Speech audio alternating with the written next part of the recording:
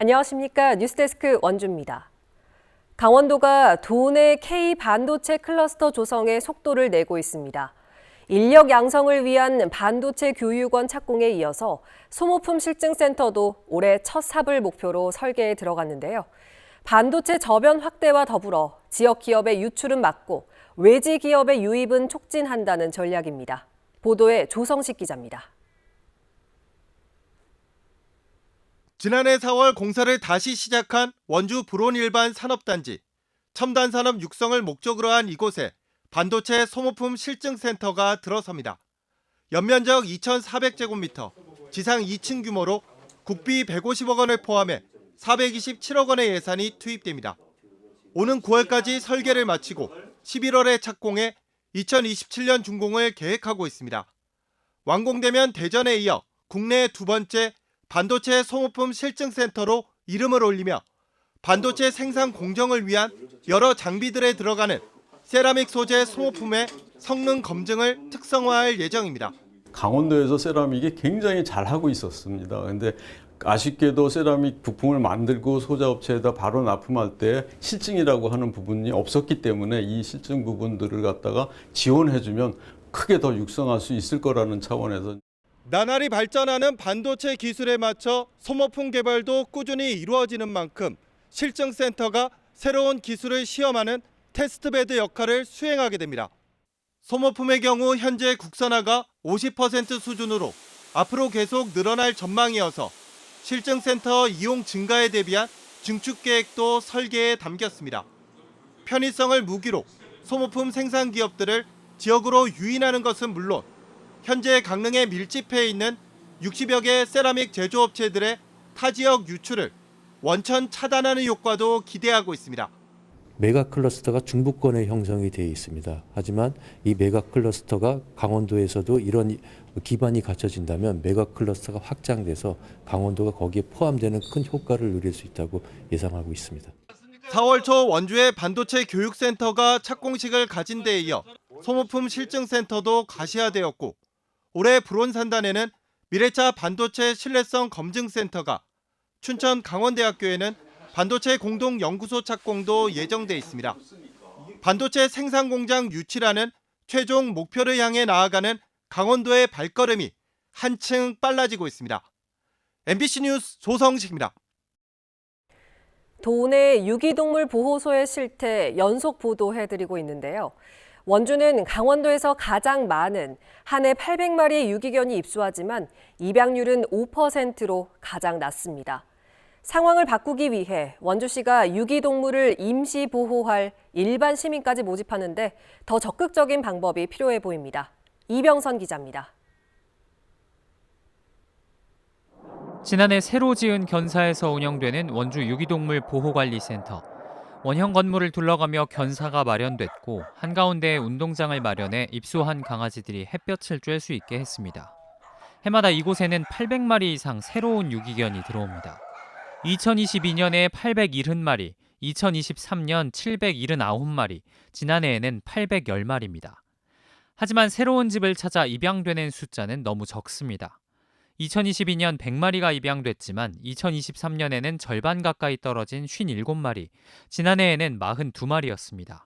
3년 합계 199마리, 입소견 전체 2,400마리의 8%밖에 안 됩니다. 원래 주인을 찾아가는 반환까지 합쳐도 간신히 30%를 넘깁니다. 강원도 18개 시군 가운데 가장 낮은 입양률인데 비슷한 규모의 다른 시군과 비교하면 더 두드러집니다. 해마다 600에서 700마리가량이 들어오는 강릉시는 거의 절반가량이 새로운 집에 입양 갔고 반환까지 합치면 65%나 됩니다. 연간 500마리가 입소하는 춘천시도 입양만 27%, 반환을 합치면 60%에 달합니다. 원주의 입양률이 유독 저조한 건 수년간 공사 중인 센터 환경 때문에 적극적으로 알릴 창구를 만들지 못한 부분이 있다고 센터 관계자와 원주시는 말합니다. 정기적인 입양 행사도 그간 없었는데 추가 경정에 반영된 예산으로 공사를 어느 정도 마무리 지으면 더 적극적으로 나설 계획이라는 겁니다. 최근 강원도 사업으로 원주시가 일반 시민에게까지 유기동물 임시보호제를 시행하겠다고 한 것도 이런 맥락입니다. 센터에 있는 유기견 15마리를 지역의 병원이나 단체, 개인에게 임시보호를 맡겨 홍보도 하고 다른 정책을 만들기 위한 시험대로도 삼는다는 계획입니다. 그런 어떤 중간 과정, 이거를 토대로 뭐 서울이나 이런 데서 운영하는 뭐 입양센터 형식이라던가 지금 임시보호제를 하면서 했던 방식을 조금 어떤 이렇게 해결책을 찾을 수 있지 않을까. 다만 제도가 지속적으로 시행될지 알 수 없기 때문에 유기동물 입양 홍보 창구를 다양화하기 위한 접근은 더 필요할 걸로 보입니다. MBC 뉴스 이병선입니다. 문이 잠기지 않은 차를 노린 차량 털이범이 경찰에 붙잡혔는데요. 범인은 혼자 사는 40대 무직 남성으로 돈이 없어서 범행을 저질렀다고 했습니다. 경기 불황이 지속되면서 이 같은 생계형 범죄가 늘고 있습니다. 김준겸 기자가 취재했습니다. 어두컴컴한 새벽, 원룸 건물 앞 주차장. 한 남성이 승합차 차에 서더니 문을 열고 뭔가를 꺼낸 뒤 가방에 넣고 사라집니다. 몰래 가져간 건 현금 10만 원. 문이 잠기지 않은 차를 골라 상습적으로 절도 행각을 벌인 겁니다. 범인은 문이 잠겨 있지 않아 이렇게 사이드미러가 열려 있는 차량 위주로 절도 행위를 저질렀습니다. 절도를 하는데 걸린 시간은 1분 정도밖에 걸리지 않았습니다. 많이 당황스러웠습니다. 없어진 현금을 통해서 절도를 의심하게 되었는데 확신이 없다 보니까 신고를 하기까지 많이 당혹스러웠던 것 같습니다. 이 남성은 이달 6일 또다시 차량 털이를 시도하다가 수상이 여긴 CCTV 관제센터 직원의 신고로 경찰에 붙잡혔습니다.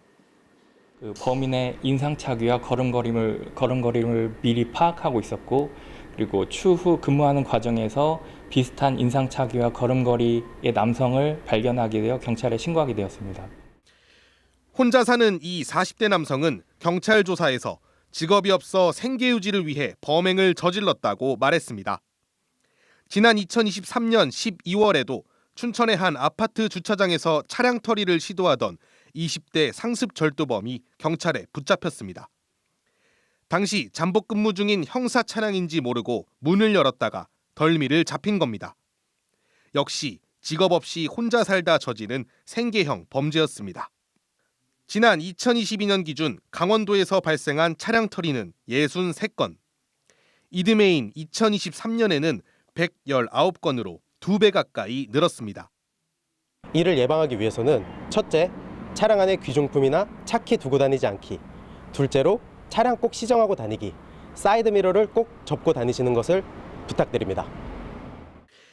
경기 불황과 고물가로 생계형 범죄가 기승을 부리면서 시민들의 피해가 잇따르고 있습니다. MBC 뉴스 김준겸입니다. 따뜻한 봄바람이 부는 요즘 남북 관계는 여전히 차갑게 얼어붙어 있는데요. 겨우내 통제됐던 동해 최북단 황금어장, 저도어장이 올해 첫 어장문을 열었습니다. 어민들의 문어잡이 현장을 이하라 기자가 다녀왔습니다. 동이 틈 바다, 171척의 배가 어로 한계선에 도착했습니다.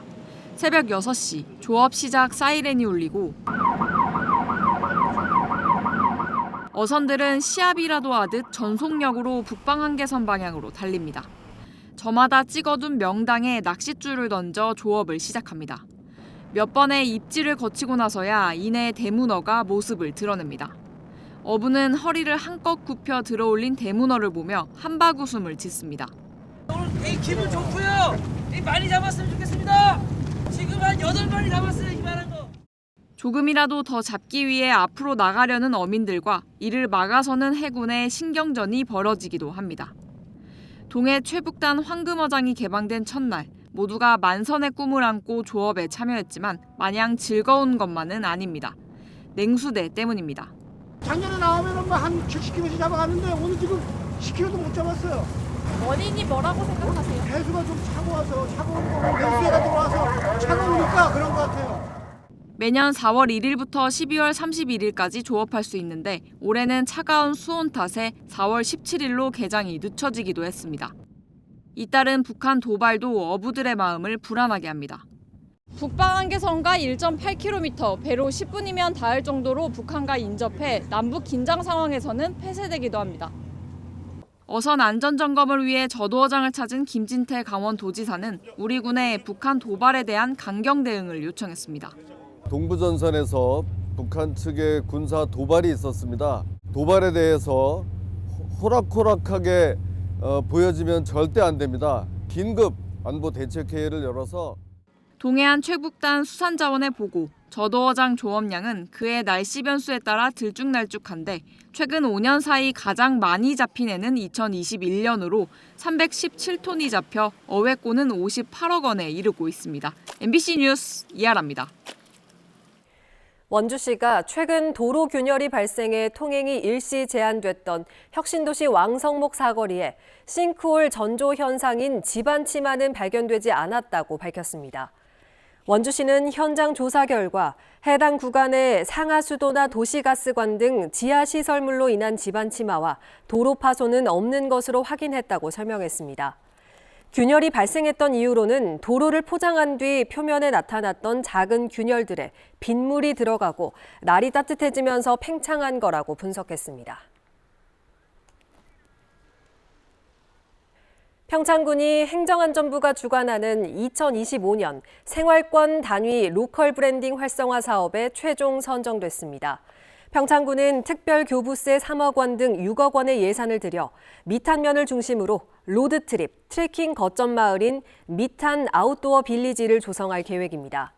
올 연말까지 백패킹, 캠핑 베이스 캠프, 웰컴 센터 등 핵심 인프라를 구축하고 코스 개발, 중장기 계획도 수립합니다.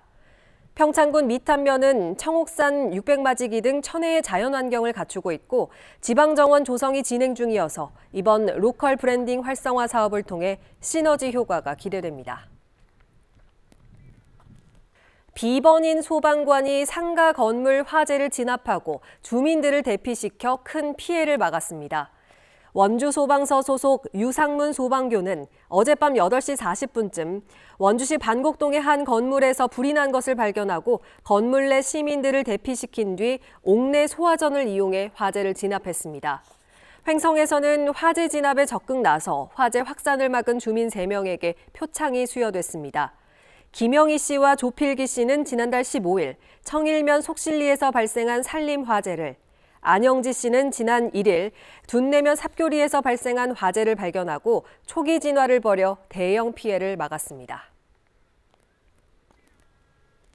원주시 드림스타트와 강릉 원주대학교가 자녀 양육에 어려움을 겪는 영유아 가정을 위한 맞춤형 멘토링, 드림 멘토스쿨을 운영합니다.